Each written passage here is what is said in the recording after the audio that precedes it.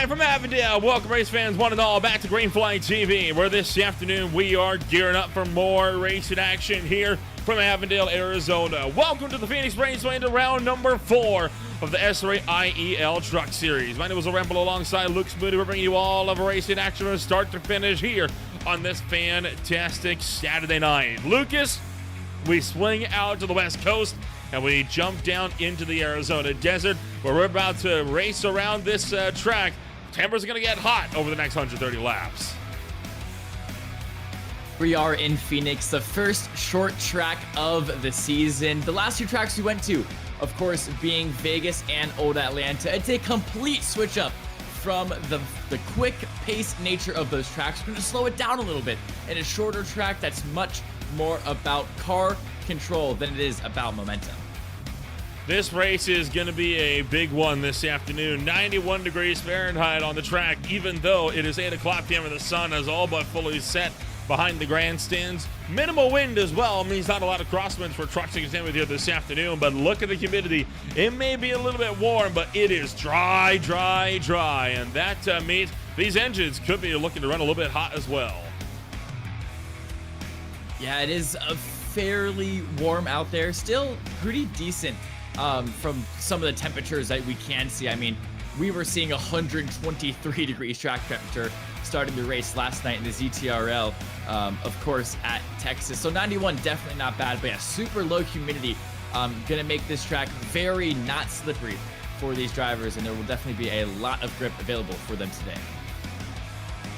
All of this takes us into racing action here this afternoon, and I tell you what, I tell you what, Lucas, this is going to be quite the journey for this field this afternoon. Phoenix Raceway is a track that is incredibly complex. That dogleg going to be critical for a lot of this field here this afternoon. Yeah, Phoenix is one of those tracks that it is super, super complex, and especially overtaking around here is very, very difficult. A lot of the times you're going to be setting up a move for 2 to 3 laps before you're actually able to send it and get that overtake completed. So it's going to be hard to pass here, and overtaking will 100% be the key around here. And keeping an eye on your rear tires. It is super, super tricky on the exits of these corners, and it's really easy to overheat those rears, so the drivers have to be careful out there about that. We saw the Mystic Racing League Castball Glass Company Series out here just a few days ago, and they had quite the difficult task of keeping these cars on the racetrack and out of trouble as well. I anticipate tonight will be no different, with 37 trucks lining up and getting ready to rumble here this afternoon. So it is high time that we take a rundown and get a rundown of how this field is going to shake up as they get set to roll out of pit road in just a couple minutes' time. Michael Gudger starts his race from pole position alongside Dalton Fredericks, with row number 2 holding the likes of Aaron Raymond and Mateo Mitchell, both within just a 1/4 of a second of pole position. Aaron May brings it up in 5th alongside Justin Andisogak in 6th, with row 4 holding Jordan Jung and Jim Duda. Top 10 closed out then by Tanner Rekich in the first car outside of the 110th bracket. Zane Bailey, the points leader, down in 10th. Starting tonight's race in that 6th row is going to be Austin K. Mitchell alongside Bobby Blowers. Blowers currently sitting 6th in the overall point standings. Just behind that, in 13th and 14th position, we got the 29 of Brett Malone, and to his outside, the 53 of Jared Duda. And then behind them is going to be Jeff Gilmore in 15th position, and Thomas Lane Jr. bringing that 38th car into 16th position. Behind that in 17th is going to be Scott Hyman, and to his outside, the 29 of Michael Allen. Rounding out your top 20, it is going to be the 67 of Luigi Diaz-Gonzalez and the 52 of Dale Rapp.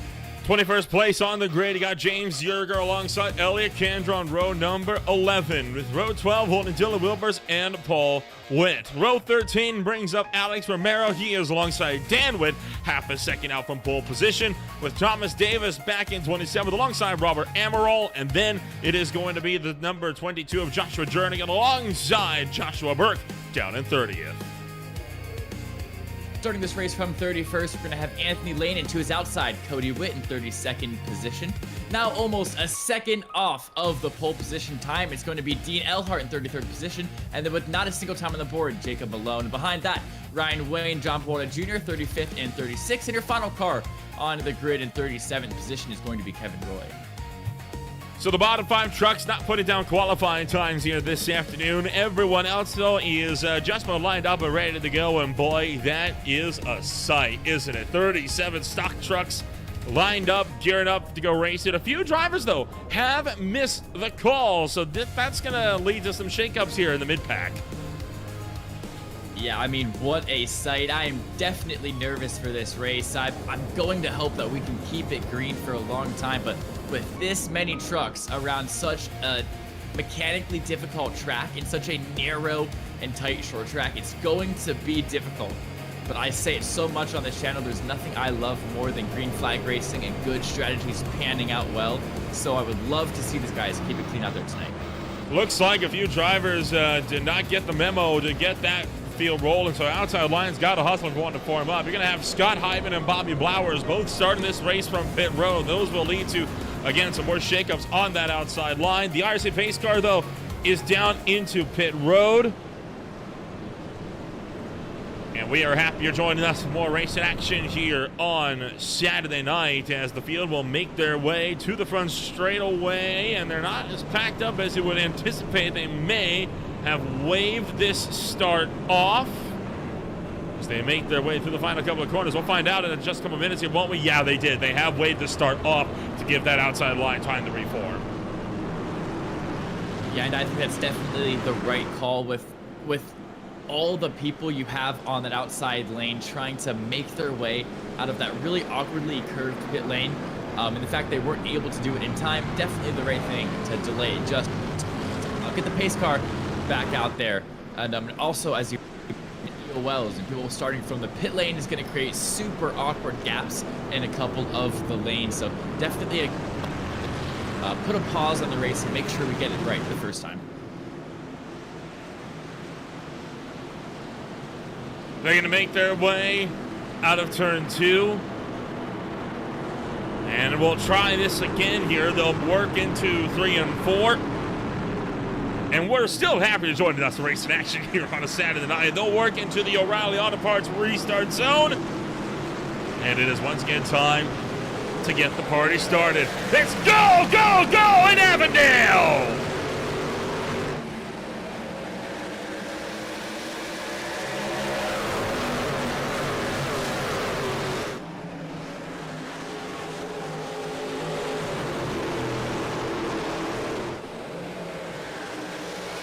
Couple of drivers with connectivity issues. Don't want to be seeing that in the early going of this one as they work their way into turn numbers 3 and 4. And it's going to be Gundry who leads the way at the end of lap number 1. And Aaron Raymond also going to be able to pick off Dalton Fredericks on that first lap. And he's already looking really anxious. Aaron May, your point leaders around. May spun hard into the wall. Jared Duda went for a slide as well. And a tough break for Aaron May, who now finds himself facing the wrong direction after a pretty nasty ride into the fence. That's not a great start for your championship leader. He's only leading Elliot Condra by a singular point coming into tonight's race, so he needed a pretty good result if he wants to keep hold of that lead, and this is just such an unfortunate, literally getting front end damage on lap 2. And of course, the fast repair is no longer a part of this league. He'll have to get all of that front nose damage fixed manually. Take a look at what happened here. It was the 45 trying to look to the inside. That's Jordan Jung, and just cleaned him out. Pushed right into the left rear quarter panel and spins Aaron May, and May is going to go nose first into the outside wall. The one good news is that it was a square hit, so should be able to, at the very least, avoid suspension damage. And also the fact that he was able to get to the outside of the track when the racing line was on the inside, so no drivers actually ran into him. But that is a pretty clear mistake there from Jordan Jung. It simply looks like he just turned Aaron May on the entrance to the corner there. But yeah, probably no wheel or suspension damage, as you mentioned. We're going to hope for at most a minute and a half of aero damage that he can get repaired. Maybe by the end of the caution, maybe he needs 2 or 3 cautions to get that fully fixed, but definitely not the end of the day for the 10 car, but it's going to be a really rough 125 laps for him. Have to agree with you on that one. And well, we slow things down early on, and this is the challenge of Phoenix, right? If you're going to have a caution-filled race, there's 3 main culprits: Bristol, Martinsville, Phoenix. Without fail, it will be one of those 3. And Phoenix is just like that, right? It's one of those tracks that just leads to a whole lot more carnage and chaos because of how unique of a shape it is. It's not a track where you can really apply the knowledge you have at other ovals to this one. Yeah, it is super interesting, and I think Martinsville is a really good comparison because both of those tracks have qualities and have aspects that you don't see at any other track. Martinsville, of course, being very narrow, very long compared to the corners, but then also very low banking in the corners. So it's just a big combination of a bunch of oddities. And of course at Phoenix, you have the fact that there is that dogleg that can be really awkward at times. And the corners are also banked very lightly, with the apron even being used as the racing line a lot of the times in this truck. So it is really all over the place with this track, and of course Bristol Martinsville, like you mentioned. So it is about how you're able to tame this track, and this track specifically. And as you said, not a lot of things carry over. Like Auto Club, a lot of what you know at Auto Club can carry over to other big intermediates like Texas, like Charlotte, like Atlanta. But Phoenix, it doesn't have anything like that. Well, the field's doubled up. We'll go green this time by. Gudger leads the way to the O'Reilly Auto Parts restart zone. And for the second time today, we are underway in Avondale, Arizona. So Gudger leads the field back, and they'll fan out, headed down the front stretch into turn number 1. Yeah, Michael Gudger did get a good good getaway, but back in the pack, we already have a caution that's coming out as well as a 22 of Joshua Jernigan, I believe, is spun around, and that is going to be another back-to-back caution. Single file could look to be something that is on the cards relatively early here in this one. That is now 2 yellow flags, and we haven't even made it through the end of lap 7, and we have not. The fastest lap isn't even a lap where we're fully up to speed. Yeah, we have not made it one full green lap, I don't believe. We might have barely made one before the last caution came out. I don't think we did. And yeah, but here we go. Let's take a look at what happened. You see Joshua Jernigan in that 22 on the inside of the 44, and that's Luigi Diaz-Gonzalez coming up his inside. Oh, he's going to get him a little bit loose, and he gets hit from behind by, I believe, Jordan Jung. Ryan Wayne did a good job to get around that as the Atom by Atom number 39 escapes down to the inside line. Take another look. It was the little rub that Gonzalez gave that just unsettled him, and then Jung behind just could not avoid in time. Right there's the nudge, and there's the hit. Yeah, just a really unfortunate series of events there. The fact that he did get knocked a little bit loose, and the fact that Jung was so close behind it that he didn't have time to actually react to it. But let's see on board now. With one of the drivers involved in the crash. I believe this is Jordan Jung. No, this is Ryan Wayne behind, and all of a sudden, truck side was in front of you. A quick course correction down low, and he's got the job done.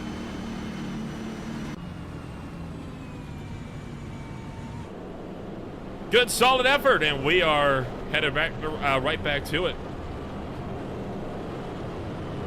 Yeah, we'll hope that these guys can find the green flag runs now. I think we're still getting over those early race jitters, as I like to call it sometimes, and the fact that their tires are still cold isn't going to help any of the causes at all. It's going to make you a little more loose coming out of the corners, going to make you a little more tight going into the corners, but I'm sure once we can get 2 or 3 laps under our belt, we can see some really good green flag running and get some good battles for this lead. But for the time being, Michael Gudger, your pole sitter, still going to take the point here.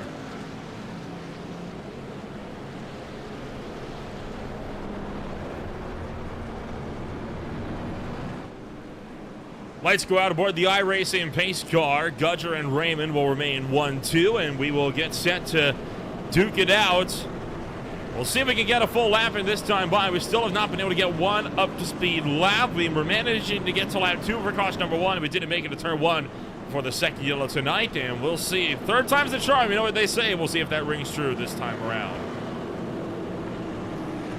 Yeah, third try is the charm, but you know what else they say? They also say that cautions breed cautions, which is something that is very applicable, especially to the ZTRL and SRA series in recent times. So we're gonna have to see which adage actually comes on top this time, and I'm gonna bet it's gonna be cautions breed cautions.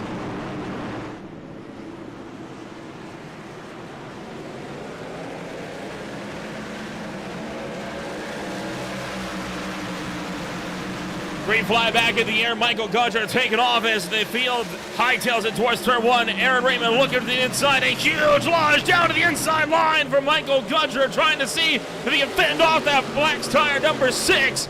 And Gudger clears on the top shelf as they fire their way down the back straightaway. Turn number 3 is looming. And while that was happening, Mateo Mitchell was able to get past Dalton Fredericks, moving his 82 machine up into that final podium position.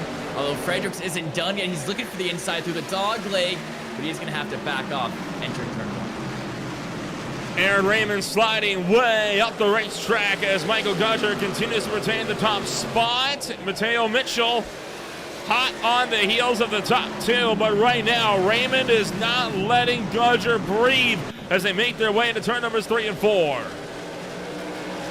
Both of these guys are super competitive, super quick, and will give you the race of your life if you want it. So I'm expecting an all-out battle between the two as Raymond dives to the inside of 1. Gudger trying to hold that outside. They're side-by-side exiting 2 and coming down the back straight. They're going to be neck and neck. Side by side down the back, but with all that outside momentum, Gudger able to pull clear in the number 64. Raymond's not going to be held back, though. He's going to continue to try to make those peaks, and I'm sure he'll be trying to go down the inside again before too much longer. Meanwhile, 3 wide, deeper in the field. Alan Romero with a problem. He's slowing. Yeah, Paul Witt just completely thread the needle there in the middle of 3 wide as Romero having a lot of problems. Has to come down onto the apron. I think he's bringing that third machine down pit road. No, he's not going to come down pit road. He is going to try to get back on the track and regather himself. Likely had a loose moment off of turn 4 that caused a bit of a bottleneck, and you got everyone behind now trying to see if they can't send some lunges and pick up some spots in the melee. That's Michael Allen. He's down the inside of Austin K. Mitchell. You've also got Michael Allen and Tanner Rekich double file right behind. Bobby Blowers is a 5th truck in the mix here. And for the lead, once again, Aaron Raymond is looking for it. Yeah, he's looking, but as I mentioned in the pre-show, it is so difficult to pass here around Phoenix. You really do have to be setting up that move for an entire lap or 2 before you actually go for it. And this is what you have to do. He's taking the high line and looking for momentum, looking for a run down this back straightaway here to see if he can find something. And once again, Gudger going to go low and Raymond going to enter the corner slightly later, stay higher just that much longer, Nolan, to see if he can slingshot himself around and find any bit of momentum he can. And just like that, you see, because he entered that last corner later, he was able to gain time down the straight. Once again, Aaron Raymond going on that high line. He's going to have more momentum out of the corner. He might look for a move into 3. Actually kind of lost him. I think he got a bit too high up into the marbles in turn 2. I see what he's trying to do. He was trying to take the same line that Gudger used to keep him at bay, but right now the speed just isn't there on top to go on offense. It's there for defense, but an offensive attack up high is another story entirely. But still, it's clear Michael Gudger saw, because you see how he's immediately adjusted his line to try and match that of Aaron Raymond, and now Raymond almost tagged him coming off of 4. Yeah, that outside line is super hard to get a move done because you're simply not able to get side by side because it is a longer part of the track. That is why you see a lot of the moves happen down the inside. It's a shorter part of the track, so you are able to get side by side with the car ahead, but you're gonna lose the momentum by the end of the corner. Making a move around the outside, it's very hard to start, but if you are able to start it, it's actually easier to get the move done because you are able to carry that momentum. But getting alongside a car trying to go around their outside is super difficult.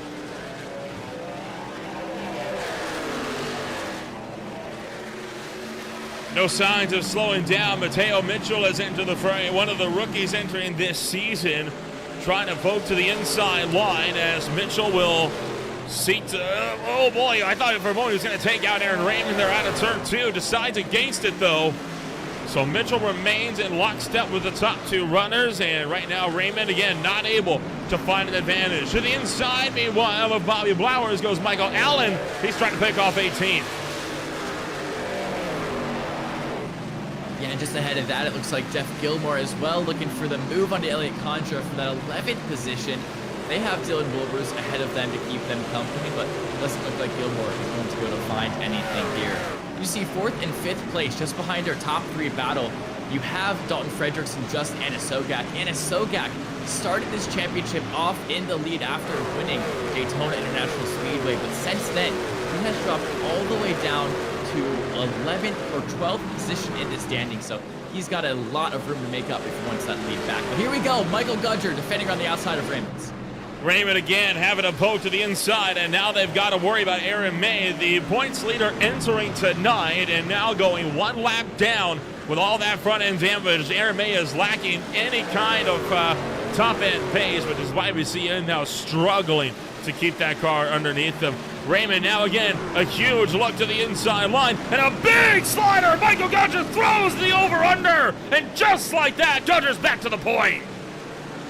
And this is the battle I was waiting for. It was a big lunge from the 6 of Aaron Raymond, even using that apron that I talked about a little bit earlier to try to pull off that slide job, but Gudger did the smart thing. Let him do the move, let him lose all of his momentum, and just simply went for the over-under. Great defense, great battle. Gudger maintains the lead. 0.2 of a second now amongst this field. Michael Gudger continuing to lead the way. The 82 of Mateo Mitchell retains his run down on the low side of the racetrack. Dalton Fredericks running back and forth. Anna Sogak also in the mix. A distant 5th place, and it looks like, again, this fight has been brought to a close for now. Elliott Contra looking to the inside of Dylan Wilbers, trying to punch his ticket into the top 10, utilizing the apron to help rotate the truck. But again, we see Wilbers dive to the bottom side, and so far, big sends on the inside. It makes results as to whether they work or not. Yeah, Contra that time was able to use the apron to good effect and use that slide job to kill Dylan Wilbers' momentum on that top side. So even though Wilbers looked for the over-under, his momentum was already shot from Contra sliding up in front of him, that he didn't have the run down the back straight. Here we go, further back in the pack once again. Austin K. Mitchell is in a big fight with all of these guys for 13th position. That's Yerger, that's Witt, that's Malone, that's Mitchell, and one other car as well. So we have a 6-car battle for that lucky number 13 spot. And as you see, Jacob Malone making a big lunge there on the inside of Austin K. Mitchell. He almost clips Paul Witt coming out of the corner, but they're going to be side by side through the dogleg. The 07 and 74. And now looking for 3 wide, Bobby Blowers entering the melee right behind, down to the inside of Ted Wreckage. I think he just caught Ted Wreckage while Austin Mitchell struck the outside wall. No harm, no foul, though. They're all able to keep it straight with minimal time lost. You also have Wilbur still trying to attack Contra for that 10th place position. So you got 2 pretty huge battles here that just cannot get away from each other. Yeah, they're just really, really good battles. Of course, you have that top 3 battle. You have that battle for 10th, excuse me, that we keep talking about. This battle for 13th is heating up as well, as the 07 of Mitchell once again looking for the inside of Paul Witt. They're going to be side by side through 3 and 4, and Mitchell is showing a lot of pace here today after starting from the pit lane from too many penalties in previous races. Wreckage squeezing Blowers up to the outside wall before Sendier almost onto the apron in turn 1. Now trying to push over the bottom side, but that tail, let's kick it out, and he's going to manage to wrestle it back together. But boy, Wreckage having a big moment with their attitude, and he has lost a lot of ground as a result. Quite a bit of work to do if he wants to close back up to get into this fight with Gonzalez and Blowers. Another battle happening on the track is that battle for 6th between the Ford Racing teammates of Jared Duda and Zane Bailey.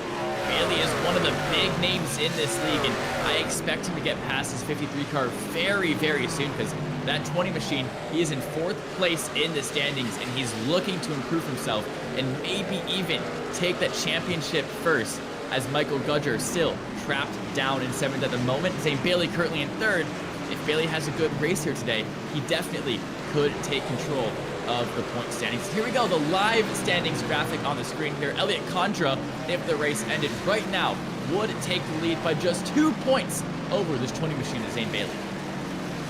Yeah, so he's looking for a pretty big effort here this afternoon. Meanwhile, Gonzalez takes a spot away from James Yerger. Zane Bailey, though, could take the points lead back if he improves by 2 positions. Hold on as Blowers making good use of the dog leg down to the inside line. Saw him nearly take out Paul Witt. Still holds on to the bottom side of Austin Mitchell. Slides up the track and boy, puts the bumper right in front of the 74. Paul Witt trying to look back to the inside. No room to go. Wreckage going to force the hole on the outside as well. Here comes Austin Mitchell now. Down to the inside. Contact. Fender to fender. Down to the turn number 3. And still Blowers holds on up top. And boy, wasn't that battle just brewing for such a long time. It had to explode eventually, and here it does on lap 32 as Wreckage isn't done. He gets a little slidey though. Entering turn 3, it looked like for a second he was going to slide up right into the 07 of Austin K. Mitchell, but coming out of 2, they're all good besides a little wall contact with Mitchell. And here we go, we're going to cut back to this battle for that's the 10th position between Wilbers and Elliot Condra. And I think finally we're starting to get most of the battles settle down after an intense opening 20 or so laps of this stint. There goes Ryan Wayne down the inside, takes the spot away from Thomas Lane Jr. Lane just let him have it easily there, not wanting to fight Ryan Wayne, who was trying to bounce back after a poor effort in qualifying earlier today. But it does look like here, Lucas, we are going to be in it for the long haul now, and with most of this field single file, next question, when do pit stops come about? Yeah, 100% green flag pit stops should be happening very soon, at least within the next 20 laps, maybe even less. And this is kind of what I talked about. Those first 2 to 3 laps after a caution are the hardest laps to get through. But once you do, and you're able to get settled in, and you're able to really find your rhythm, staying green after that is much easier. But here we go. It's a big battle between Gilmore and Malone, as it looked like Gilmore was looking for an over-under off a 2. He is going to have to stay behind him. Entering 3 they go. And this battle, Gilmore looks to have a lot more pace than Malone. He looks to be getting antsy behind the 41. He's saying that he got a little loose there in turn 2, got a bit throttle happy, and that has allowed for Jacob Malone to extend the gap to a half a second now back to Gilmore, and he is starting to walk that pace out. So Gilmore looking like he's just about ready to run down Dylan Wilbers, but only about a second behind these guys. You now see Bobby Blowers right behind James Yerger. This is a fight that started to escalate. See Gilmore actually just 2 trucks up the road, and Blowers trying to go for the over-under on Yerger. He's got the inside, and he's going to try to get him here to turn 3. Yeah, here they go, down side by side into turn 3. Blowers going to send it in. Yerger looking to hold his car around the outside, isn't able to find the room. Blowers pulls off a really nice slide job, taking away the 14th place from the 19th machine. A stellar race so far. Got off to a rocky start, but now we have been just turning up the wick, and it has been a spectacular fight so far in this one. Aaron May and Michael Gudger. Raymond and Michael Gudger, sorry, continuing to battle it out, and we saw Gudger pull a bit of a gap out, but lasted a while. Raymond has been reeling him back in. Yeah, this is what I love about these green flag runs, is not only do we see the battles, but you see the difference in tire strategy as well. You eventually have guys that push out their tires early in the stint, trying to build a gap for the guys behind. And no, Raymond gets big loose. He was gaining time on the 64 of Michael Gudger, but that's going to lose him about 2 to 3 tenths of a second, let alone the damage he's going to do to those rear tires. Beautiful save there for Aaron Raymond as he's able to keep that truck underneath him. Meanwhile, Dalton Fredericks down to the inside, takes the spot away from Mateo Mitchell, but Mitchell fighting back up top. Fredericks trying to clear. Mitchell still had the nose in there. He let him know it. into turn numbers 3 and 4. Mateo Mitchell still holds the outside. Fredericks down on the inside, and Mitchell gets clear. Wow, and once again, Raymond getting a little bit loose off the floor there. He has got to cool down his rear tires before this problem gets any worse. They're super, super hot right now. You can tell because he got loose coming out of those last 2 corners. He just has to bring it back a little bit, play it a little bit safer coming off the corner exit, and then he can start pushing the car once again. But the priority number 1 for Aaron Raymond has to be cooling down his wheels.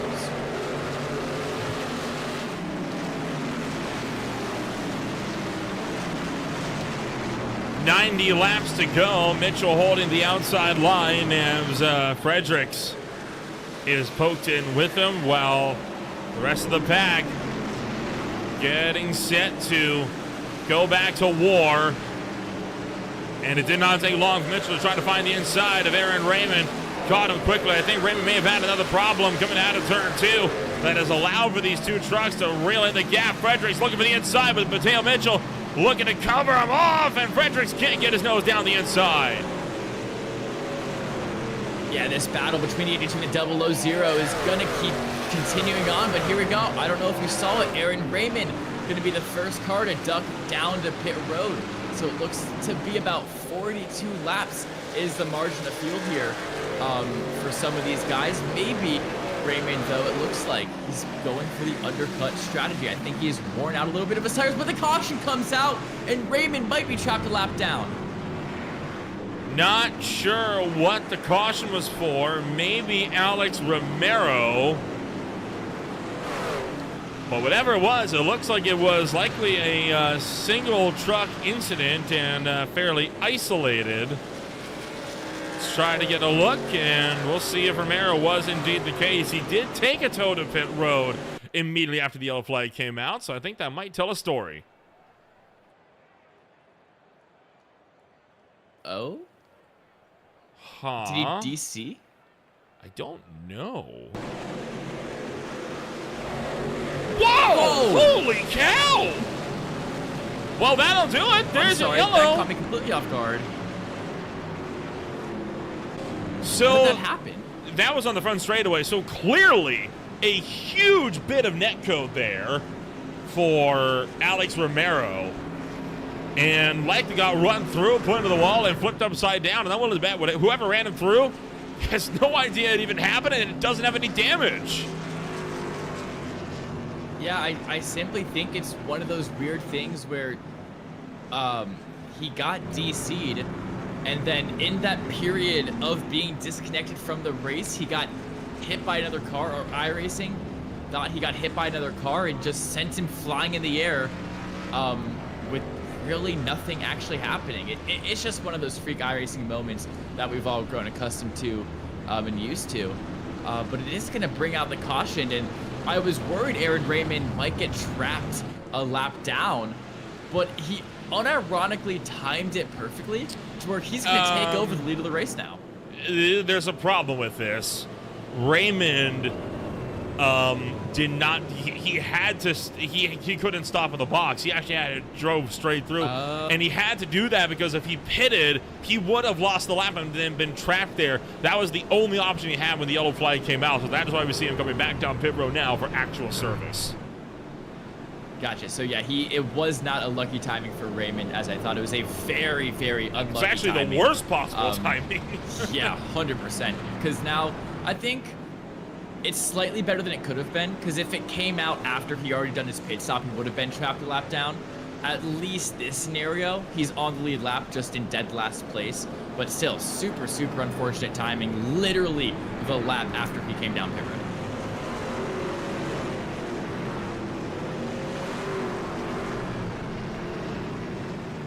Well, the field is gearing up to go back to green flag racing. Did not take long for us to go single file or double file here.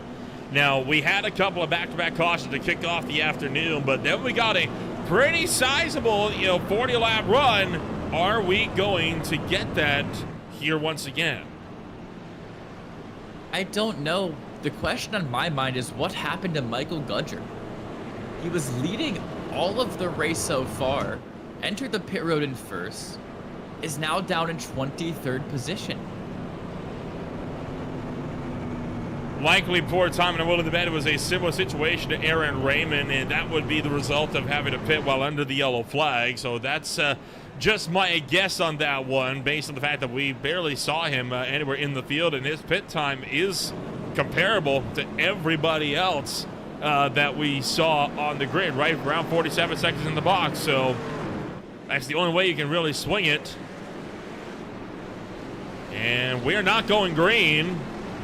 The field, I think, half jumped, trying to find where the iRacing pace car. There it is at the head of the field, and we'll try this again. Yeah, I think there's a bit of confusion, and the field wasn't perfectly together because people had to stay out the extra lap to come down pit road to get their lap back, like Aaron Raymond and Michael Gudge, like we were talking about. So I think SRA is just gonna, or the admins, I should say, are just gonna give them one more lap to catch up to the pack, so then we can go racing with everybody bunched up and together. To the O'Reilly Auto Parts Restart Zone. Green flag is back in the air. Dudas push on each other as Jim Duda tags the tail end of his son, and we are back to green flag racing here at the Phoenix Raceway. And looking for three at some points. Contra having to worry about Fredericks going down the inside. There was a second there. I thought Condra and Fredericks made contact. I am so surprised they were able to get both out of that completely unscathed. But here we go. Kedra still completely trapped on this inside line here. He's got currently, I believe that's Brett Malone who's outside to keep him company as these two are going to go side by side into turn 3. Coming around in the turn numbers 1 and 2, Bobby Blowers pushing up to the outside. He may have just tagged the 29 of Brett Malone. Oh, and we got one truck into the wall to the back straightaway. Dean Ellert able to recover. He was slow, but we will keep it green. And we're 3 wide up here. Still, it's Bobby Blowers in the middle of Dalton Fredericks and the 07 of Austin K. Mitchell. And they're still going to be 3 wide for almost the entire lap now. But Mitchell, he gets a little bit of the apron. He's going to spin around. Caution is out. Man, that was tough. That was a good fight we were having there, too. Somehow only a 1-truck incident will spin Austin Mitchell out. And Lucas, we're already nearing the halfway mark. Yeah, we definitely are. That green flag run got us really, really quickly through a lot of these laps. We're still 14 laps away from that 65 lap halfway marker. But Zane Bailey now, he led the race after that last caution. He's going to maintain the lead of this race, and that could put him in prime position to take lead of the championship standings for the first time in this series. Well, this field is going to continue to have some good runs, and we have got ourselves a race here at the Phoenix Raceway. We'll be back in a moment with more on Green Flight TV. Stay with us. We'll be right back.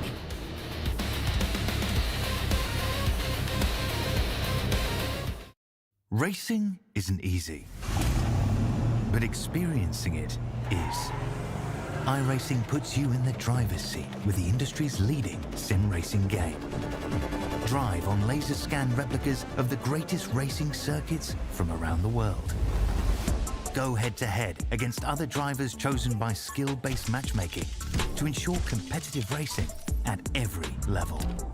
Compete across all your favorite series in officially licensed cars engineered to deliver the most accurate driving experience possible.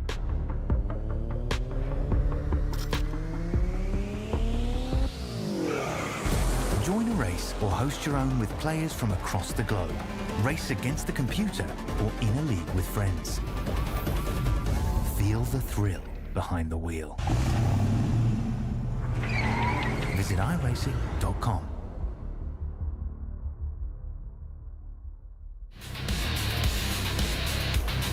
Welcome back to Green Flight TV, where racing action is back, and we are just about ready to go at it once again here at the Phoenix Raceway. Zane Bailey up at the head of the field. You just saw the number 5 of John Buwalda Jr. getting a run around the outside, and well, we are set to duke it out all over again when we go back this next time by.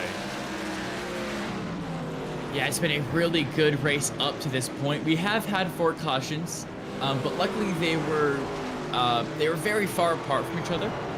So we did have a really good, like 40 or so lap stint of green flag racing, which was really, really good to watch. We had great battles all up and down the field, and some really good fights for the lead as well between Aaron Raymond and Michael Gudger. But at the moment, neither of those two are actually going to be leading this race because both of them had troubles in pit lane around their last time, whether it be a trouble in pit road itself or unluckiness at the timing of the caution. Like I said before the break, Zane Bailey, currently 3rd in the championship standings, is going to be in the lead of this race at the moment.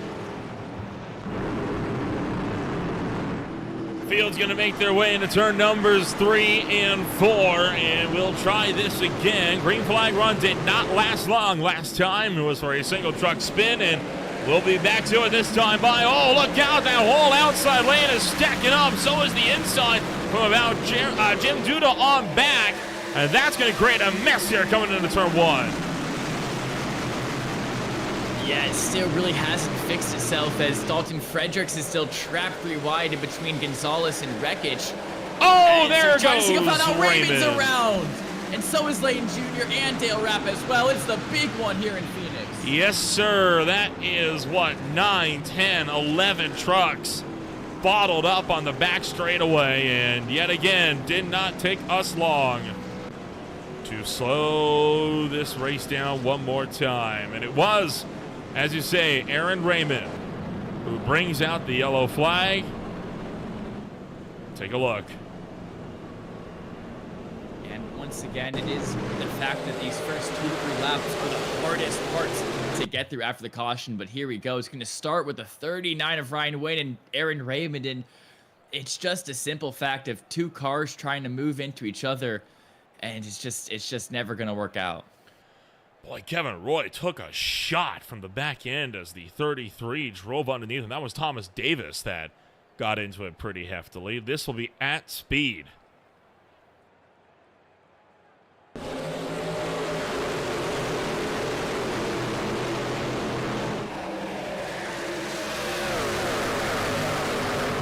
It was actually Michael Allen's number 29, and man, I mean, the intensity at which that number 33 truck came rocketed in and had nowhere to go, right on board with Davis.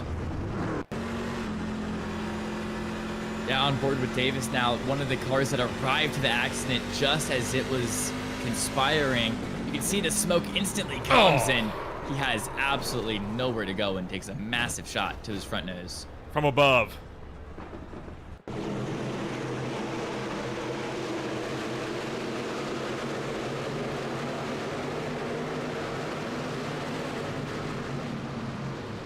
Oh, yeah, look how much air the 7 of Colemansberger, I believe it is, catches. I mean, that just goes to show how hard that impact actually was. And as a spotter, you really cannot do much but just hope for the best here. This is what you would have seen off the spotter stand, and I mean, how are you supposed to call where to go? I mean, that's the case where you just go, nope, just lock it down and find your own way through, and a lot of drivers didn't manage to do that. And it's definitely very different from what we saw yesterday in the Zero Torque Racing League, where we had a fair, decent bit of ARCA braking moments. In that scenario, there is so little the cars behind could do because they were so close to the incident and because of how quick everything actually happened.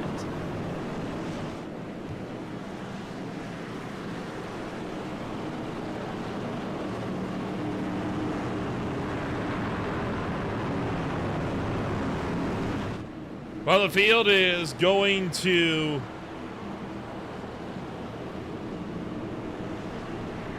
get set to drive back through it. Zane Bailey leads the way. Jared Duda to his outside. Anna Silgak and Jacob Malone 3 and 4. And a tough break for a few competitors that were looking to jump forward in the standings. And once again, start gets waved off at the 11th hour.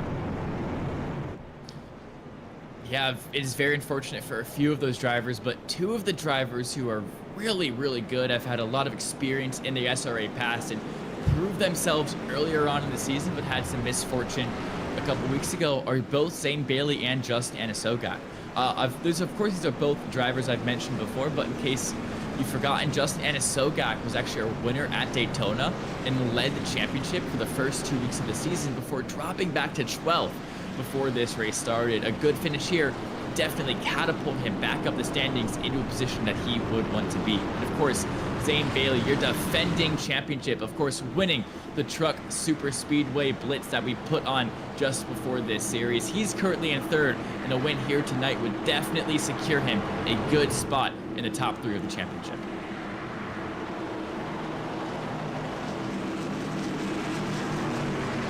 Well, the green flag is going to come out this time by. And once again, Zane Bailey's on the loud pedal, and the green flag is back there. A great jump from Bailey this time. And it looks like we're able to get away without too many checkups on that outside lane this time as well. Yeah, but this is the hard part now. These 2 laps where everybody is side by side, and even a lot of drivers looking for 3, as Wreckage already is in the middle of 3 wide with Jeff Gilmore and Luigi Diaz-Gonzalez. And as well now, I believe that Wawa car of Jordan Jung, they're going to go 3 wide past the start-finish line. Yeah, the 45 of Jung, we saw him actually involved in the first crash of the night, trying to get a run going as he saw Dalton Fredericks nearly get turned by Wreckage there as Frederick started to put the squeeze on him. But down the back stretch, still looking strong. Look out, Dan Witt. He saves it though, and we are still green. And now we're not going to be hard to the outside wall for Jung. And how about that? We are going to keep it green. Yeah, it looked like Wreckage and Jung got up into each other. Jung went hard into the outside wall and almost hit Raymond. He just barely made avoiding action right at the last second. But luckily we do stay green. We're going to take one more look at this incident.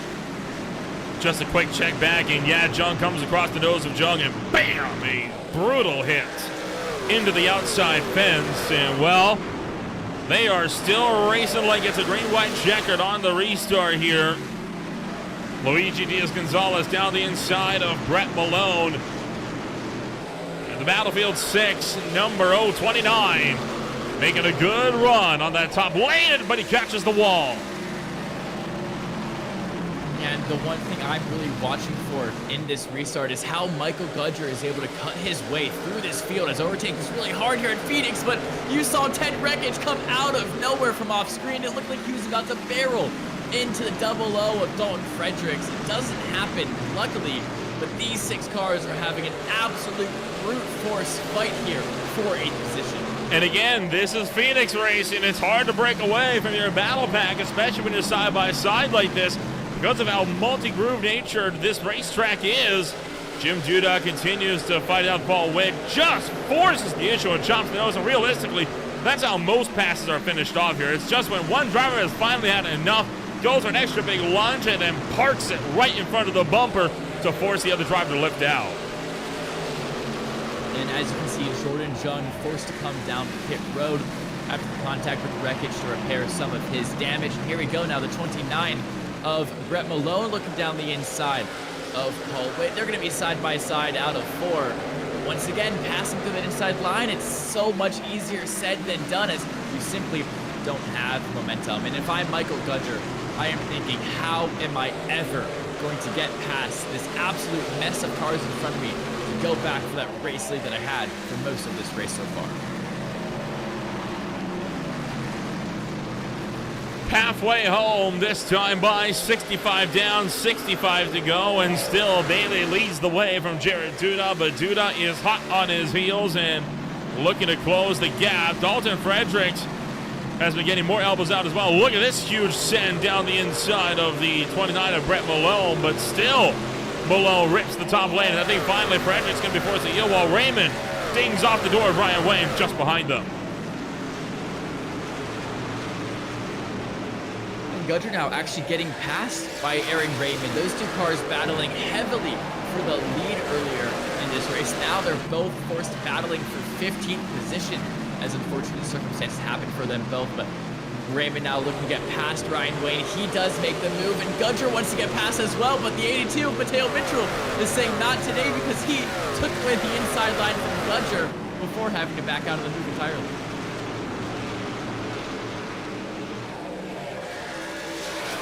lap 68. And at this point, the laps go down, not up, and that's going to, again, lead to even more aggression being shown throughout this pack.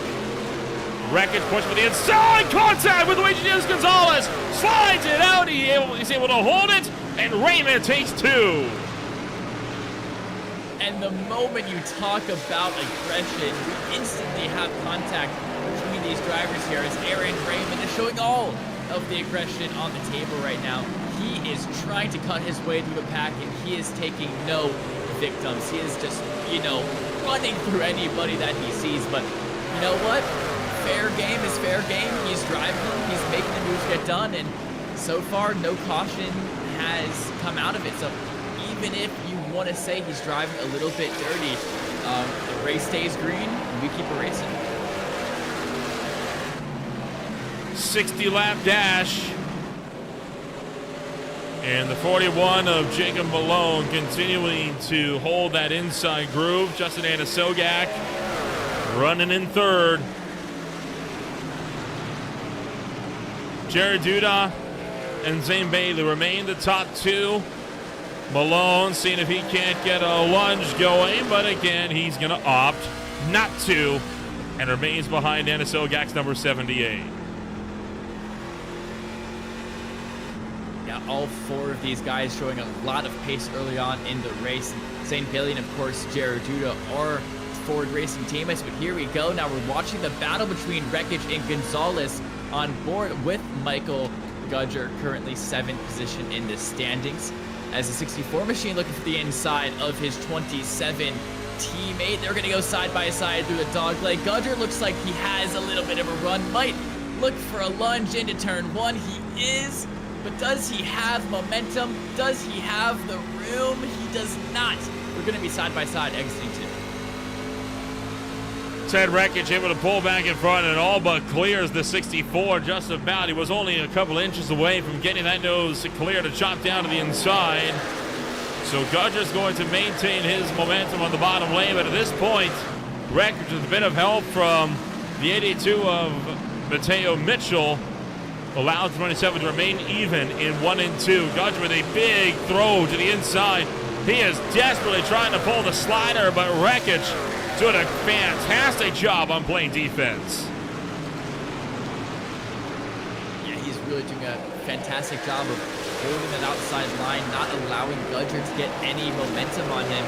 And he's just being a big pest in Michael Gudger's race to try to get back to the front of this field. Is now Mateo Mitchell looking to get interested on the outside of Michael Gudger. If Gudger's not careful, he might actually fall from 14th back down to 15th place as Mitchell once again looking for a move into 3. This has been a fantastic race this afternoon, and that is made evident by all the side-by-side fighting that we've been getting. Dare I say, this is one of the most thrilling Phoenix races that we have seen in a very long time here on Green Flag TV. The 41 machine, meanwhile, trying to pick off Anasogak, and he's got him. Jacob Malone into 3rd.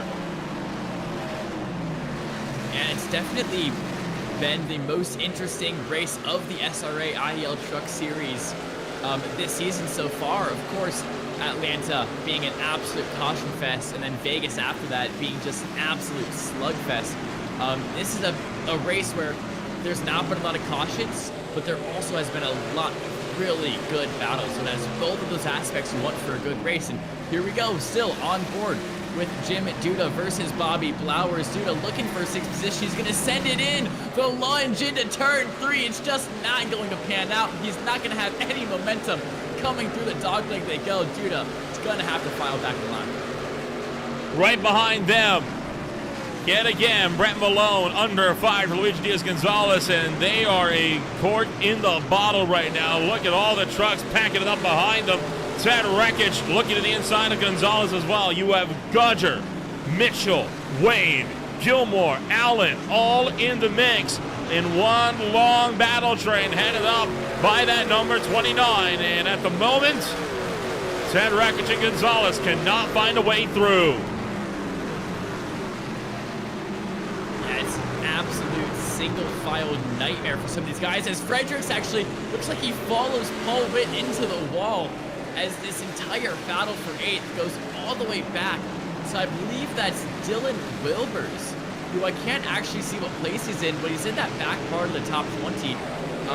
Looking to see right here, he's in 18th. So it's a 11 car battle, excuse me, all the way from 8th to 18th position as Gonzalez now looking for the inside of Wreckage down the back straight.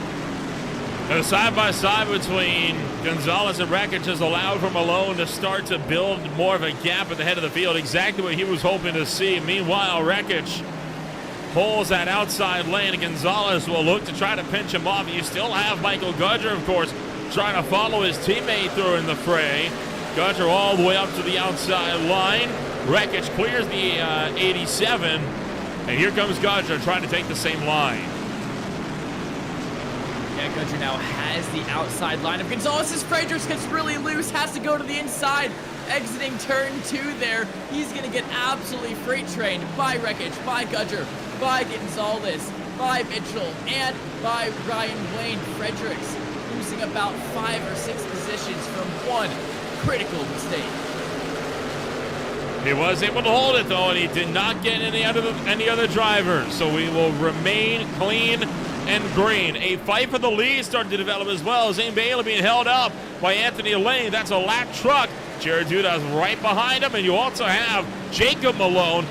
3 cars within 0.4 of a second for the number 1 spot. Well, with that lap car getting a little bit loosey-goosey there, almost completely interfering with this top 4 battle as all of those guys within 0.7 of a second from Bailey down to Anisogak. This could be a really, really good battle once it develops towards the end of this race. And I think that once you start seeing Duda putting moves on Bailey, that will allow Malone and Anisogak to catch up, turning a 2-car battle. Whoa! Did they tag each other? Yeah, Jacob Malone sent it in and nearly took out Jared Duda. Duda's able to hold it together, but that allows Anisogak to close in as well as give Bailey some much-needed breathing room at the head of the field, and Malone trying for it again down to the inside of 1 and 2. It's really starting to heat up here with only, I'm trying to do the quick math, 47 laps left in this race. There's not a lot more time for these drivers to prove their worth and prove why they deserve to win this race. So Malone is looking for the move around Duda, but just simply can't find it, and maybe a little bit too much aggression shown in those past couple laps as the 70 car very, very slow up top being lap traffic. And we're nearing the point where we saw the green flag pit stops coming up in the last long green flag run here, so we could very well see drivers coming down to pit road before too much longer. And in fact, just on cue, Dean Ellert has taken to pit road, but he was already 3 laps down. So for Dean Ellert, likely just trying to get a leg up on a couple of the cars. He's battle laps down and is off cycle with the rest of the front runners while the fights continue elsewhere. Yeah, we're going to once again cut back to this battle for 8th position. They're still all under a blanket. Gudger has made up a little bit of room now, moving up from 15th position to 11th position, just behind Brett Malone in that 029 car. But still, Ryan Wayne battling Gonzalez says he gets a little bit loose there, coming around the exit turn 2, and this is the part of the stint when your rear tires are begging for mercy. They're already overheated, they're completely worn, and keeping calm of the backside of your car is going to be the most important thing for these drivers from here on out to the end of the stint. And a lot of drivers at the moment struggling with lap traffic, especially here in the midfield. Gonzalez gets loose again, but he's again able to hold on to it. So this fight going to continue. But I mean, take a look from above. It is just a melee out here. I mean, no one knows where to go to get around the lap traffic. Yeah, it is super, super tricky, especially around Phoenix. I mean, think about how narrow this track is. You have so little wiggle room to actually where you want to maneuver your car that trying to get around lap traffic is so, so difficult sometimes around tiers. We have some other drivers coming down pit road. It looks like Thomas Davis, that 33 machine, but here we go. Battle for the lead. Jared Duda versus Jacob Malone as Zane Bailey got past a couple laps ago. I don't know if he made a mistake. We might have to take a look at that, but for now, battle for the lead gonna intensify between the 41 and the 53. Aaron Raymond down pit road. He could look to kick off the pit stop cycle here for the rest of the pack. Jared Duda able to secure that momentum for the time being in that race lead, but Malone still looking to the inside. He's been saving some of that equipment over the course of the green flag run, and he is using all of it here at the closing stages of this green flag stint. Yeah, Jared Duda now has secured himself in the lead as he's gotten clear from Jacob Malone. Bailey, once again, he's up into the wall. I think the 20 used up too much of his stuff, and he's really struggling from it now as Anna Sogak looking to take that third place away from our third place in the championship standings at the moment. Black flag for Dan Witt, caught for speeding on pit entry, so he is going to have to spend a long time in pit road. That could be a race ender for him. Michael Gudger in a pit road this time by as well. Jared Duda continues to hold on to the race lead. Jacob Malone right behind him, and Anna Sogak and Bailey third and fourth, but they are starting to drop back for the top two as well. And still side-by-side fights deeper in the pack as Dalton Fredericks going in hot. Ryan Wayne down to the inside as well. Jacob Malone is in the pit road with the undercut. And at this point, if you pit from here on out, you will be able to make it to the end of the race without stopping again. So this is the point of the race where you'll see the undercut starting to be gone for because you know there's little to very risk with going for that aggressive strategy. But here we go. Fredericks currently holding off Gonzalez as he has been doing for the last 20 or 25 laps, as it seems at this point, as he's trying to defend his ninth position as Wreckage gets caught for speeding down pit road as our leaders come in, Duda and Bailey. And Jared Duda not wanting to be caught out by the undercut strategy there from Jacob Malone. Malone is just now leaving pit road and get himself back onto the racetrack. Now the question is, can he get around and take the net race lead before Jared Duda makes it out of pit road? Duda still stationary in the box, and we continue to wait. Left side's up for Duda. He is off, but Jacob Malone coming into turn number 3. It's going to be close out of pit road here between the two. Jared Duda waiting to get back up to speed. Malone through 4. There he is, Jacob Malone. Can he get him as they get back around? Yes, he does. Jacob Malone to the net race lead. He's jumped him by 2 car lengths. It's an absolutely magnificent undercut there from Jacob Malone as he uses just one lap earlier pit stop to build himself a 0.2 of a second gap to Jared Duda behind and giving him, Jim Duda, excuse me. No, it is Jared. Oh my gosh. Giving himself that ever so crucial track position around here at Phoenix. And you might think that one lap difference in tires is going to matter. It probably won't. A lot of tracks it does matter, even if it is just the littlest. But here around Phoenix, track position matters much, much more.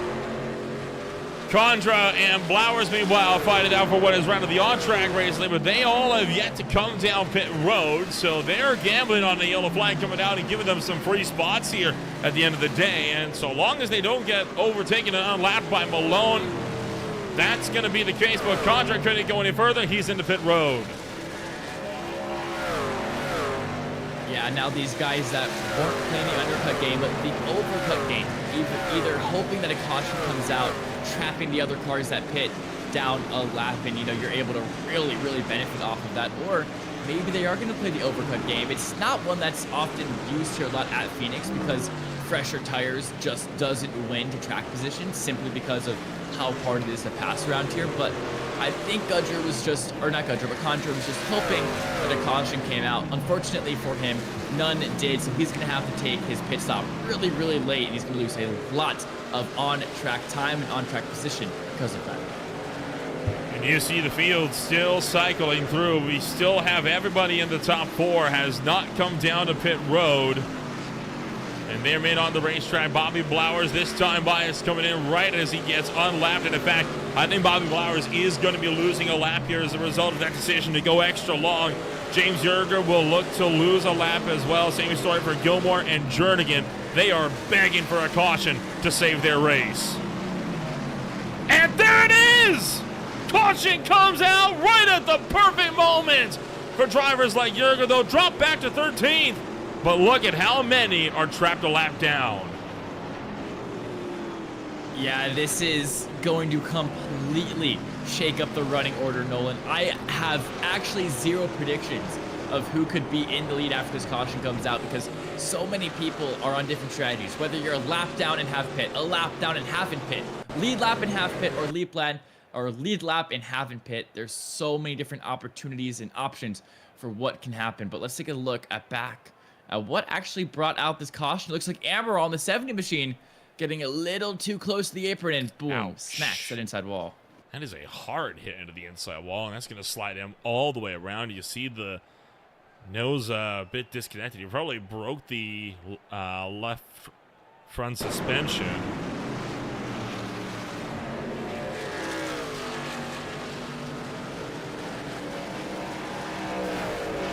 Oh, he popped the motor. You heard it. Yeah, from that angle too, it looked like such a more violent contact than from that rear angle. But as you mentioned, Bobby Blowers in that 49 going to be able to use this as a free pit stop and just might be able to gain heavily from this caution coming out, as well as Yerger in that 19 as you just saw drive past. Quite a few drivers will not be able to come down to pit road and get back on cycle with everyone else. We will look to have, I think, about 20 trucks on the lead lap when we go back to green. 30 laps the distance.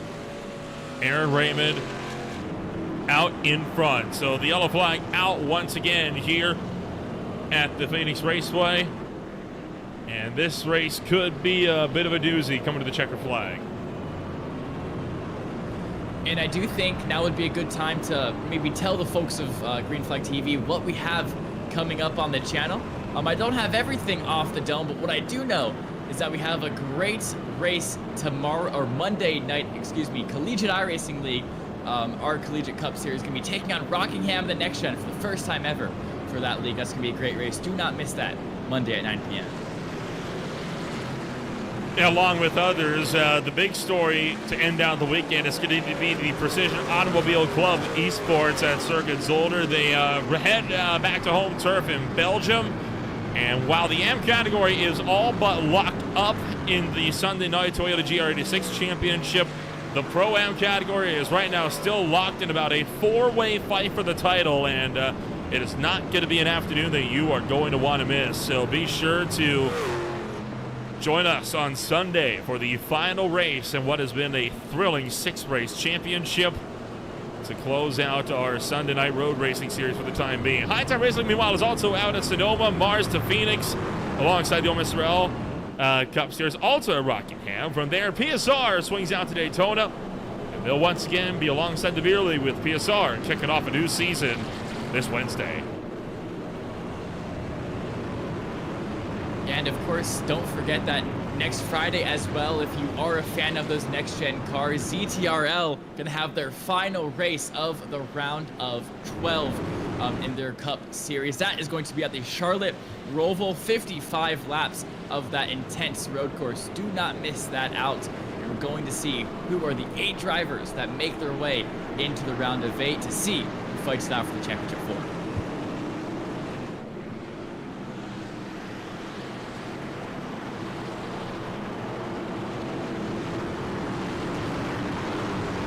Well, we get set to go back at it. Aaron Raymond will lead the way. It'll be a 28-lap dash. That brings the yellow flag. That brings the longest green flag run to a close. And with 28 to go, Aaron Raymond will work his way into the O'Reilly Auto Parts restart zone. Green flag is back in the air.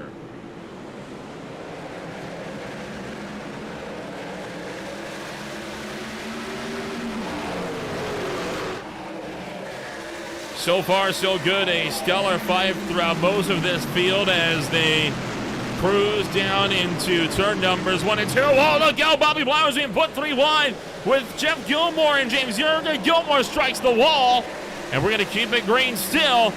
2 by for second on down. Yeah, Raymond able to maintain the lead. He's back up to the front like he wants to be, but Yerger getting a little bit of trouble from behind. Gonna lose a couple positions there as Condra. Oh my gosh, that's not Condra, that's Gilmore. There is so much happening right now as Gudger, Gilmore, Flowers, and the 82 of Mitchell are all battling it out for that same exact position. So much fights happening on this track right now. And don't forget, you got a lot of trucks that are laps down that are breaking up the lead lap runners. There goes Jacob Malone to the inside of Aaron Raymond, trying to go over the top spot into turn number 1. Does Malone have what it takes to go for the sin? Aaron Raymond, one of the best drivers that SRA has to offer. He's proven that time and time again. Malone to the inside, contact, punches Raymond up the track, looking for 3 wide for the race lead for a moment. Oh, it's not over yet as Malone is still trapped 3 wide in between Justin and his Sogak, and I believe it was Jared Duda for a little bit, but now it's Blowers actually trapped 3 wide as a car going all the way down into the apron. That is the 49 of Flowers as this battle is intensifying with a quarter left to go. 25 laps are left. Flowers somehow able to pull it back underneath him. But tempers are no doubt going to be running hot as we continue to battle it out side by side all the way back to the field. And call me crazy, Lucas, I don't think that was the last caution we've seen today. Oh, is Bailey really slow? And I am definitely not going to call you crazy as we're actually battling 3 wide for lead once again. Duda looking for the inside of Raymond. He's going to have it all the way down the back straight. Into 3 they go. Can Raymond use that outside line to good effect to carry that momentum? Malone looking for the inside of 3. Has to switch to high, but no for the time being. Still going to be Duda and Raymond side by side exiting the dogland. Oh, and contact! Raymond leads on the door, and Raymond's up into the fence as Jared Duda takes the lead away. Jacob Malone back to the inside, trying to see if he can pick off Aaron Raymond, but Raymond going to clear him. And so they get set to run Jared Duda right back down into turn numbers 1 and 2. Going to be a little bit, though, before we can get this back sorted and take a look at everyone behind scrambling into turn number 1. I mean, how entertaining of a race has this been so far? I cannot remember the last time I saw this many battles for the lead that were this close, this intense, in between so many different cars. As for now, the second time this race, Jared Duda is going to take over that lead from Aaron Raymond, and Raymond's not done yet. He's still being under attack from Jacob Malone. He thought he might be able to rest easy in second place and try to chase down Duda, but Malone is not done. He's on the prowl, he's on the hunt, and Malone looking to win his first ever SRA race. So the big question is, how long before we replicate the real world racing and just start abandoning any... Oh, look out! Bailey hard into turn number 3. Caution is out, and that'll give these guys some much needed respite. I mean, I got jump scared completely by the 20th Zane Bailey. I'm very glad I muted my mic after I stopped talking, because I screamed very loudly when that car came sliding across my screen. That was absolutely out of nowhere. This is going to be coming down the back straight away.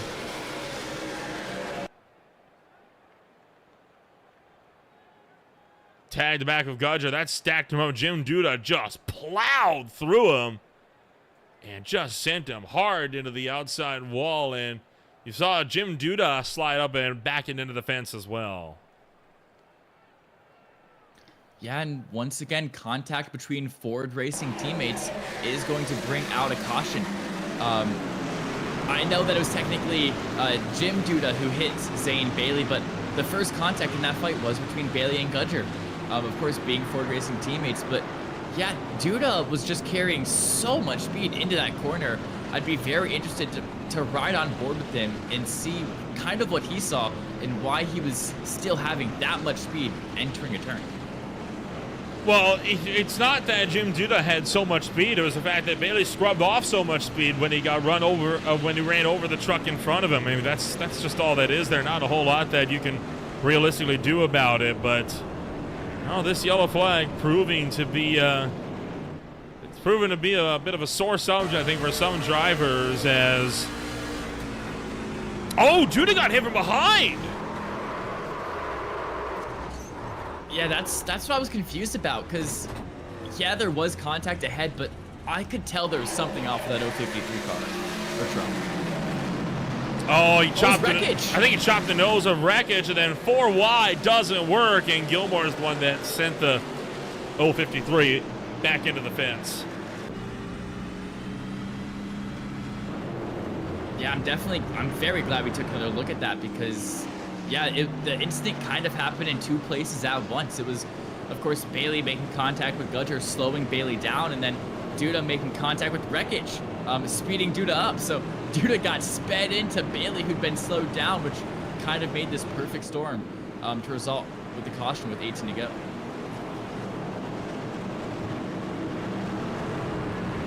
Well, we're going to get set to do it all over again.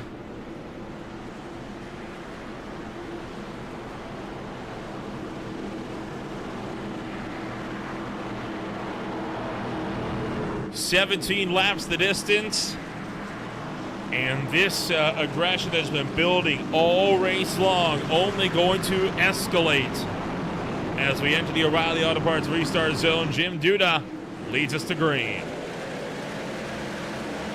Yeah, and Jim Duda gets a great start as I believe second place blinks out momentarily. He hasn't blinked. Oh, he's back. boy. He's back completely behind everybody into the wall, as a big disconnect glitch just caused in another big incident here with 17 left in the race. That was a mess. We'll jump back and try to get the look.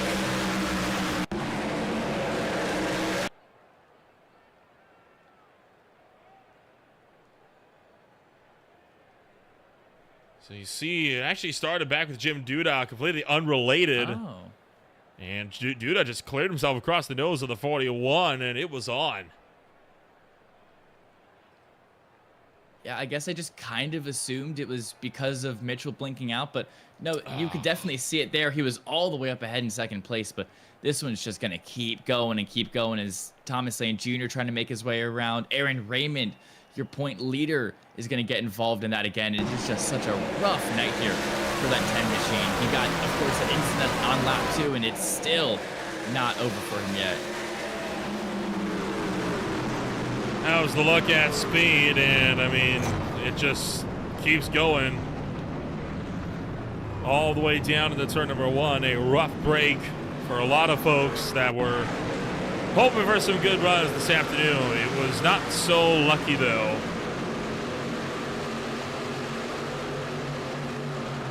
And just watch as everyone... The margin was so close. And half the trucks here actually lost it trying to just avoid the melee, including Aaron May.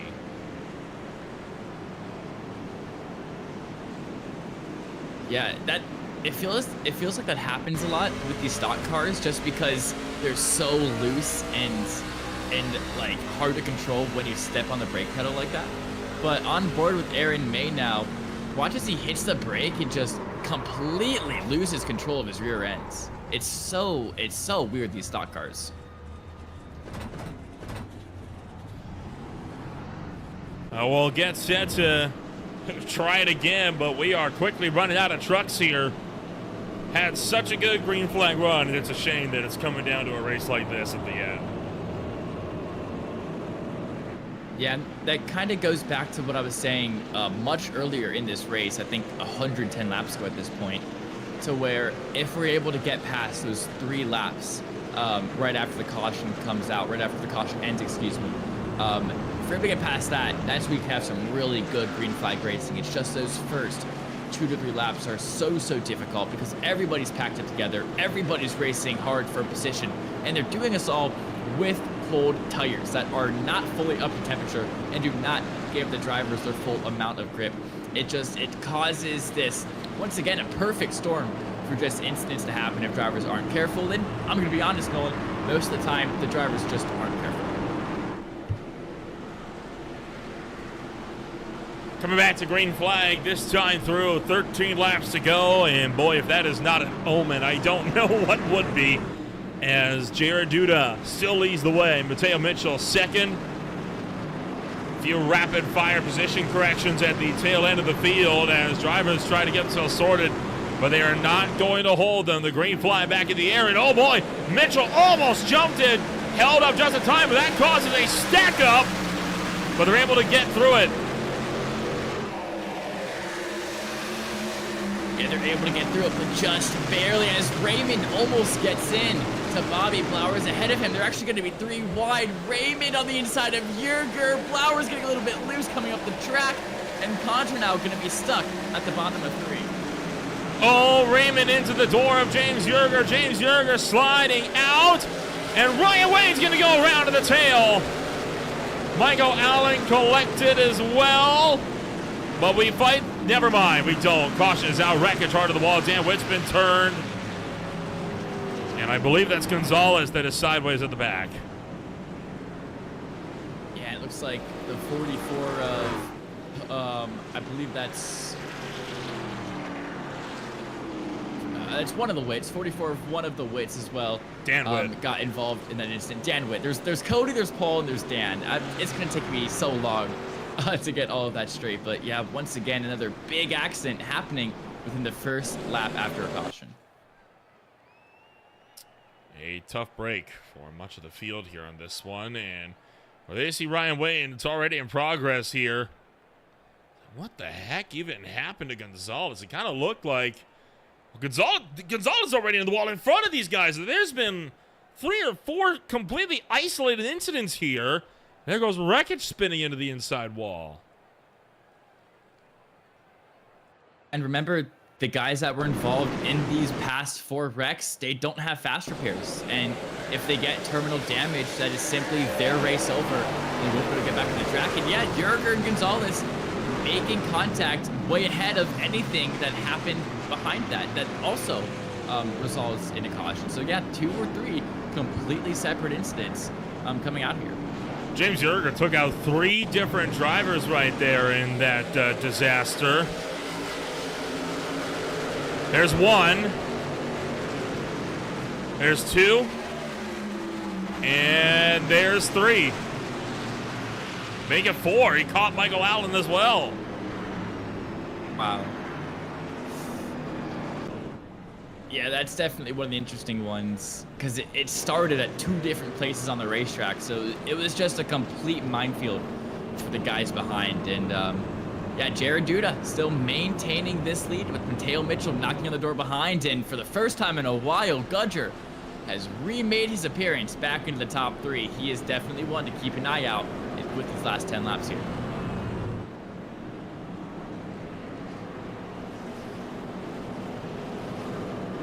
Nine to go. It'll be 8, or it should be 8 at least when we go back to the green flag. Jim Duda with a black flag to serve, possibly for a restart violation. Not sure what it's for, but he does have it. I assume passed before the line, considering he got it after the green flag came out and he never came down pit road. So we'll look to go green this time by. And hopefully for all the people at home wanting a good end to this race, it'll be the last time that we go green here, so we can get a really good 8-lap sprint to the end of this race, and we don't have to keep doing this awkward start stop nonsense all the way to the end of the race that really nobody wants to watch. And we just want to see a good clean fight between these top 5 guys, because all of them have showed a massive amount of pace here today. Duda, Mitchell, Gudger, and both the Malones have been super on top of the pace all night, and I would love to see a really good 8-lap sprint between those 5 guys here tonight. And even Raymond back there in 7th, if he could get up to this. And Mateo Mitchell already black flagged. He pulled too far ahead of Jared Duda. on the back straightaway, so he's going to have to come down pit road. The green flag is out. And this is going to get interesting here because Mitchell is not showing like he wants to come down and serve that black flag. No, it's not, but unless it gets cleared by the admins, he is definitely going to have to, as Raymond looking for the inside of Jacob Malone. I mentioned that he might be looking to get up to this battle for the lead. He is already trying to make a move on the 41. Studa still holding on to this lead from Mitchell, but like Nolan said, Mitchell has to come down pit road to serve that penalty. All the way up to the outside wall, still not showing any signs. If he doesn't serve it by the end of the next lap, he could very well get disqualified. Now he's looking to the inside. He's trying to battle Jared Duda for the lead. Does he even know he has it? There's no way he doesn't. Yeah, this is completely bizarre. I mean, it shows you a big black flag in the top left of your screen. It is completely impossible to miss. He has to come down and serve it. The only thing I can think of, Nolan, is he's trying to fight it on the radio with the admin, trying to fight for it to be cleared, but that's his second lap by. He's going to be disqualified as he crosses the checkered flag here. 5 laps to go this time through at the stripe. Austin Mitchell, Jim Duda also having to come down pit road. As they make their way through, still within looming. Now he pulls to the inside. And I think he sees the writing on the wall and he's going to bail out. So tough break for Mateo Mitchell. Was looking to fight this one out for the win, but still got a hefty fight for the lead with 5 to go. Here we go, Jacob Malone looking for the inside of Michael Gudger now as he's trying to break up this Ford Racing 1-2. He gets the slide job done, and Gudger doesn't have an answer. It's a beautiful move from Jacob Malone, now putting him in prime position to attack for the lead of this race and possibly his first ever win in the Sim Racing Association. He dives it down into turns 1 and out of 2. They're going to be side by side down the back straight. Oh, look out behind! Big hit into the wall for the 041. Caution is out. Everyone misses. No! Dan Witt piles in. And that's going to be overtime. And crucially for Duda, he was just barely ahead at the time the caution came out. And he is going to be able to maintain the lead on this overtime restart. Started with the 041 and yet another tough break for Scott Heidman. He's flung him down the inside of Paul Witt. Witt got loose and just takes out the 041 hard into the outside wall. And watch as the field tries to scramble. Most of them manage to get around. But then along comes Dan Witt being blocked by Dale Rapp. And Witt probably didn't see him. By the time, you can already see him locking it down because Rapp pulled across his nose. And when Rapp juked to the inside, there was no chance for Witt.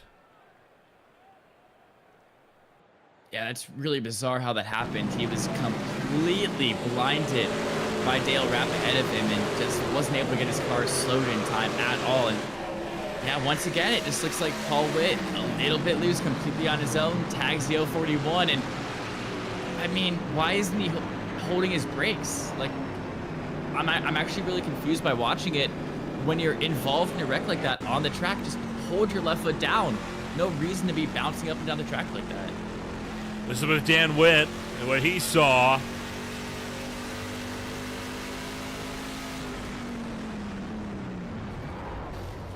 Oh. He got a glimpse of it up the road, but there's just nothing you can do when you're that close to the wreck.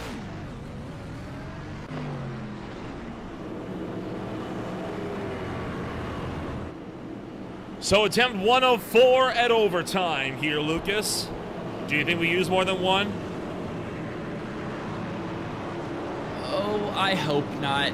But with how aggressive this field has been driving today and with the fact that there is a race victory on the line here tonight, we probably will need 2 or 3 overtime attempts before we can see that white flag. And for any of those at home who don't know how overtime works, we're going to get 2 more laps here to battle it out. We'll see the green flag, we'll see the white flag, and then we'll see the checkered flag. And if that white flag drops, cautions will not be thrown no matter what happens behind. We will race to the end. So we're just looking to make it 1 clean lap to make this race official. iRacing pace car will be into pit road, this time by a rapid-fire 2-lap dash. Malone has shown he is not afraid to throw the haymaker if it means getting him a win. But Jared Duda is a driver that isn't going to take much nonsense. 2 laps to go here, Lucas. Let's bring it home. Yeah, here we go. The green flag drops. Duda gets away good. Malone left in the dust just a little bit. Already going to be under attack from that 64 of Gudger. Through the dogleg they go into 1. Duda has a 3/10 of a second lead already, and Raymond now looking for the outside, but Duda makes a mistake into 1. That's going to put him under pressure from Malone.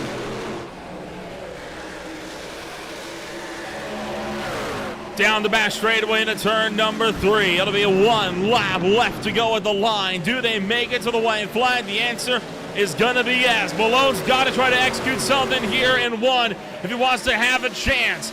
Turn 1 this time by. Does he go over the center? You sure? You bet he does. Right down to the inside line. Pulls alongside with Jared Duda. Neck and neck as they make their way down the back straightaway. Now it's going to be a haymaker for the 41, or he's got no chance at all into turn number 3. But he has to cover off Raymond. Duda covers the bottom. Malone chasing up the track. Jared Duda holds on to win in overtime.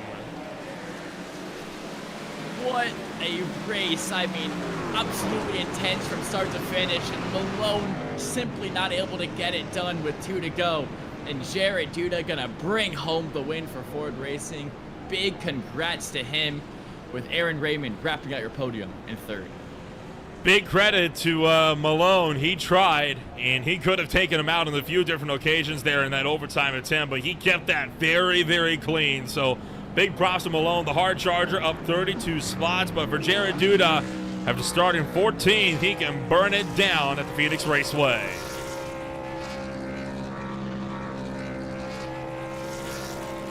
And as we listen to that beautiful engine and those Goodyear tires burn their rubber, it's going to be some great victory donuts here for Jared Duda, as this is his first win in a while, if not his first win ever in the SRA. We'll have to ask him when he comes up to the booth.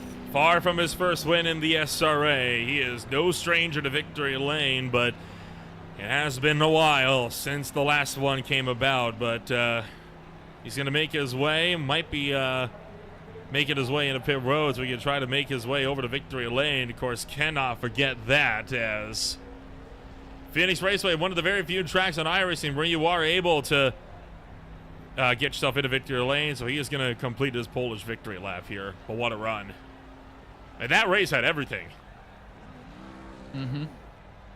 It had crazy crashes. It had netcode launching people into airs. But most importantly, it had amazing battles all up and down the field, and especially amazing battles for the lead. It was action-packed from lap 1 to lap 130. I could not have asked for a better race.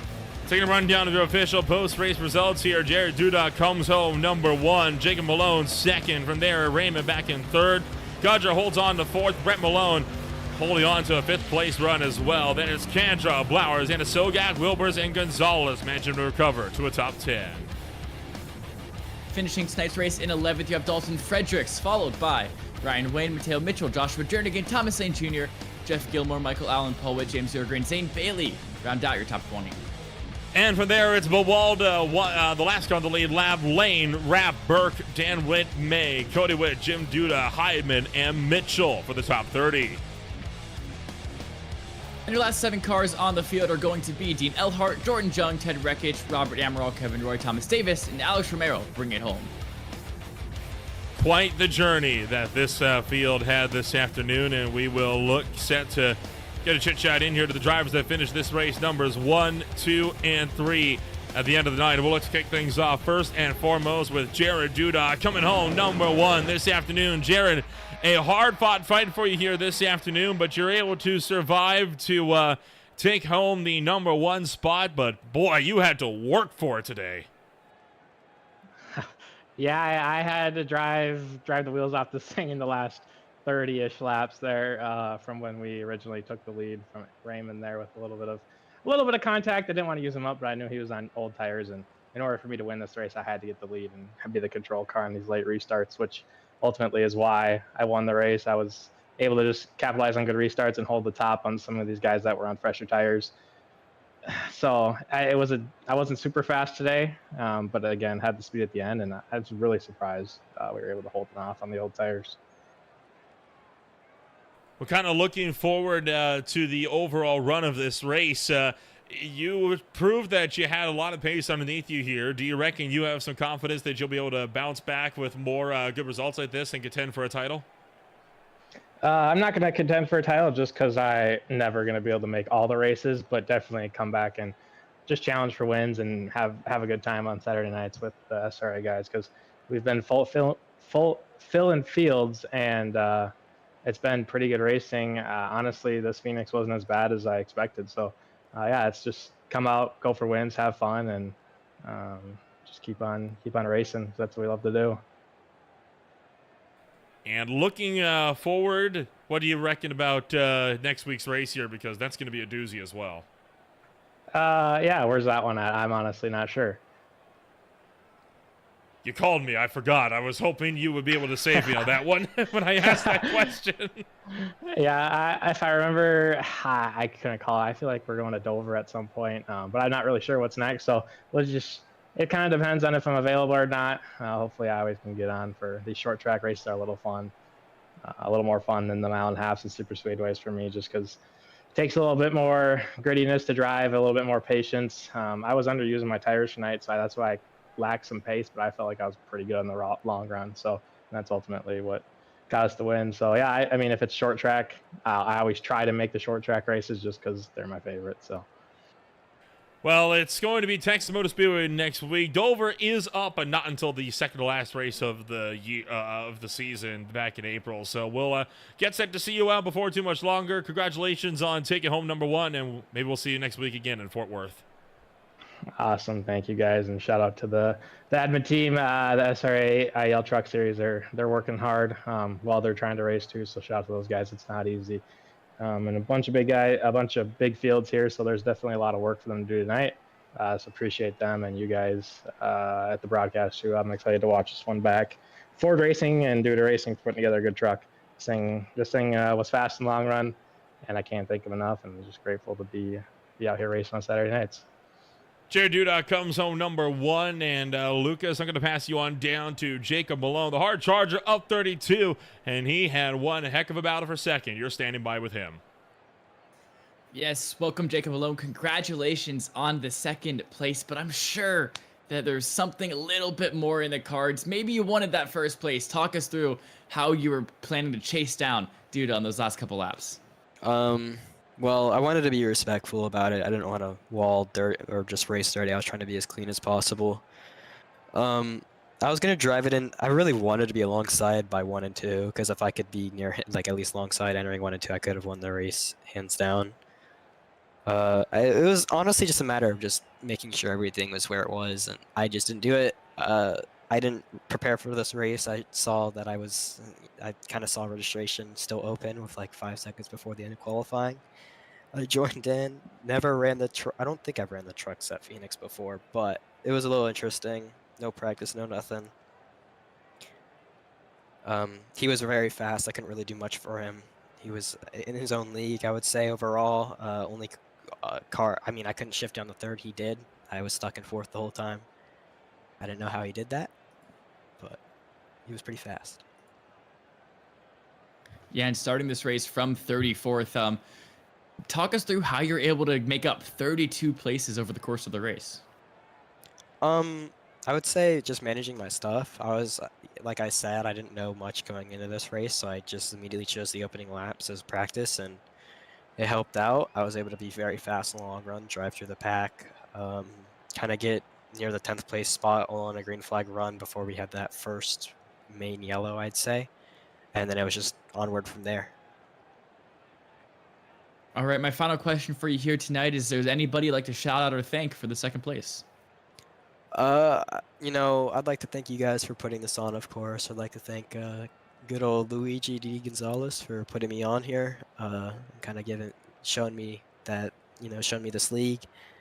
So I got to thank him, of course, and that's pretty much it. I'm a little sick, so I am sorry. It's a bit of a struggle to speak right now. Yeah, you're all good. Just thank you so much for taking the time to speak with us. All right, have a good one. All right, that was our second place finisher, Jacob Malone, and I'll send it back to Nolan to your third place finisher, Aaron Raymond.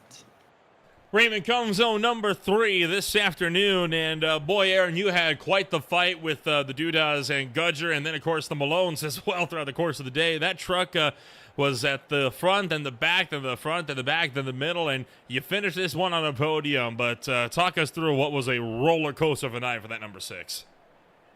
Yeah, I mean, I started third, and I was trying to get around Gudger their early laps, and it just so difficult to pass with the dirty air and the track just not being widened out yet. So I just trying to hold on to it. I went down pit road to try and make something work, and of course the caution came out. So just trying to recover from that. So I did a pretty good job of it. We may have just lost Aaron Raymond. Aaron, do we got you still? Hello?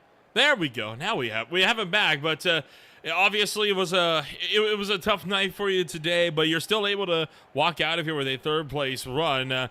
Points wise, you're still looking solid. The third place is going to be a big improvement. Do you reckon you keep this momentum moving forward into Texas? I'm going to try. I mean, Texas isn't usually my best track, but I'll do my best. I know we got a couple more short tracks coming up, which is my bread and butter, so gonna see what I can do. All right, we'll wish you the best of luck when we go racing once again. Congratulations on taking home number 3 tonight, and we'll see you next week in Fort Worth. Thank you.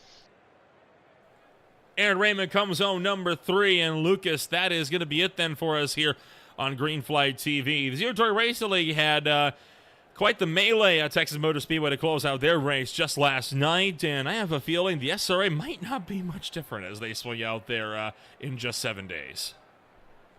Yeah, all I can hope for is that SRA brings us a fantastic race next week at Texas, just like they did tonight. And if that happens, then all I can say is I will be very, very, very happy. You and several others, but there's still plenty of racing action left to be had here this afternoon when we go racing once again. It is going to be for the Precision Automobile Club Esports. That'll be tomorrow afternoon at Circuit Zollner. Rockingham is back for more in both CIL as well as OMSRL. Daytona will host the PSR Season Open alongside the Speed Cup Series this coming week. And then, of course, the Mid-Atlantic Racing Series and the High Tide Racing League at Phoenix and Sonoma, respectively. All of this with plenty of more action still yet to be had in the 2026 SRA IEL Truck Series. Yet another stellar drive that we had here this afternoon, but there's still a long way in this championship to go. We'll see you all next time when we go racing for more on Green Flag TV.